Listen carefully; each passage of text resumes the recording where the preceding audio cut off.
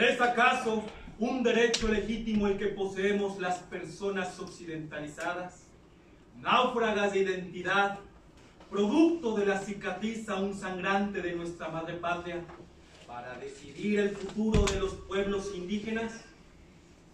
El orgullo es mío por tener la oportunidad de disertar en favor de las personas indígenas ante tan distinguido panel, en la tierra que fuese sede en 1989 del primer Foro Internacional sobre Derechos Humanos de los Pueblos Indios. Hablar de elecciones en los sistemas normativos indígenas y entender el porqué de su importancia nos invita a comprender que el resurgimiento de dichas comunidades dentro de la esfera jurídica, social, económica y política no es mera casualidad. Es la lucha constante de quienes han sido oprimidos, rechazados, discriminados y olvidados. Porque entonces solamente se resisten a cambiar su cosmovisión ante la promesa del hombre occidentalizado, lo cual implicaría convertirles en una especie de mestizo sin personalidad ni identidad. Toda vez que fuimos testigos durante la segunda mitad del siglo XX de la movilización de las y los indígenas mapuches exiliados en Europa, en el Perú, la congregación de los pueblos mapuches y también del pueblo aymara, para que dentro de su oficialidad nacional se reconociera y dignificara su lengua. ¿Cómo olvidar la región del Cauca en Colombia, comprendida por distintas naciones indígenas que se organizaron para hacer frente a la estructura de clases predominantes? Porque entonces el indio era un ciudadano sin Estado, con obligaciones concretas, pero sin derechos reales. Y es entonces que distintos estados americanos comienzan a adoptar compromisos de índole internacional, cuyo principal objeto fue reivindicar sus omisiones y dar un reconocimiento a las naciones indígenas en coexistencia a sus sistemas jurídicos nacionales. El ejemplo lo tenemos aquí, puesto que en 1990 se da paso a una segunda conferencia internacional sobre los derechos indios en Ciudad de México.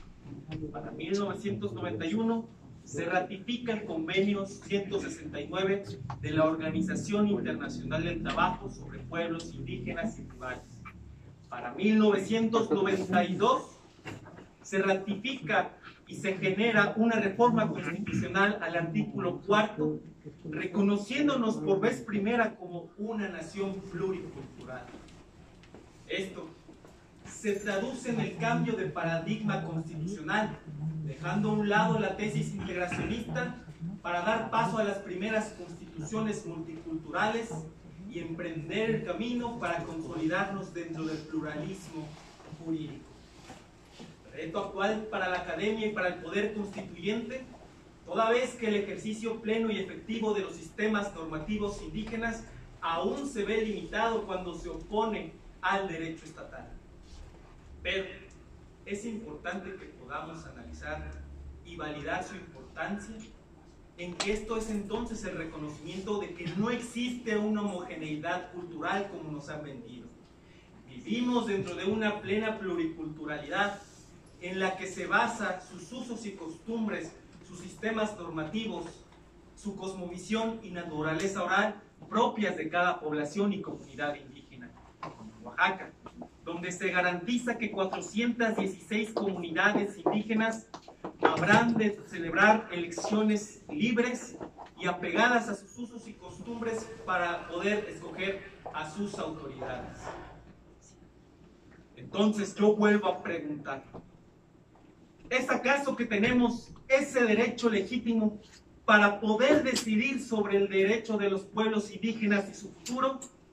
La respuesta es no, y que nos quede claro, porque para reconocernos como iguales debemos entender primero nuestras diferencias, porque para dejar a un lado estas tesis que malcriminaban y dejaban a un lado sus posibilidades de determinación, necesitamos ahondar aún más en sus derechos poliétnicos y de representación especial. Porque para dejar a un lado el naufragio de identidad en el que estamos sumergidos, debemos tener muy claro que las y los indígenas no son piezas de museo. Están aquí, en nuestro mismo tiempo, resistiendo y sobreviviendo. Porque nuestra madre patria es de origen indígena y para poder sanar la cicatriz aún sangrante, debemos realizar una reforma constitucional profunda en la que se visualicen a los 71 pueblos indígenas de nuestro país. Porque es entonces su derecho legítimo y no el nuestro el que puedan tener esta capacidad de autogobierno y que vayamos aún más allá. Que el derecho estatal ya no sea partícipe de que no podamos consolidarnos dentro del pluralismo jurídico. Entonces, queda en todas y todos ustedes, futuros profesionistas del derecho, el poder sumarnos a la lucha y al unísono exigir justicia, libertad, dignidad.